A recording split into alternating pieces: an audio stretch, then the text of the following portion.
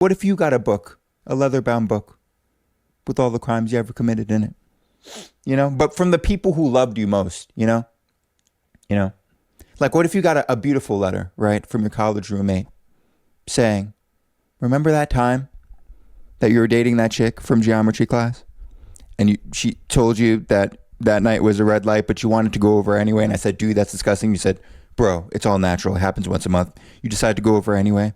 And you went to the girl from geometry class's dorm and she needed a tampon. She told you to get one from CVS, but you were broke as shit because you spent the rest of your money last night getting Taco Bell with me and the boys at 3 a.m, so you didn't have any money. But you went to CVS anyway because, you know, she thought you were a broke boy anyway and you didn't want to seem like a broke boy. So you went to CVS, you got the tampons, but you couldn't pay for the tampons. So they did that shit that I was always telling you not to do. And you slipped the tampons into your underwear, bro, which I told you can't just get away slipping everything in your underwear. But you're like, nah, I'm packing. Everybody knows I'm packing, so it's natural. But I'm packing a little extra. Whatever, bro. You put the tampons in your underwear. And then that old lady who looks like a sweet grandma who bakes cookies, who unfortunately works at the CVS, and every time we go to class and we're a little bit late, she's always like, boys late again. That lady who's super sweet, she saw you put the tampons in your underwear, bro. She saw you. And she called the security, and then an extra big black security guard who goes way too hard at his job, kept you from leaving the CVS.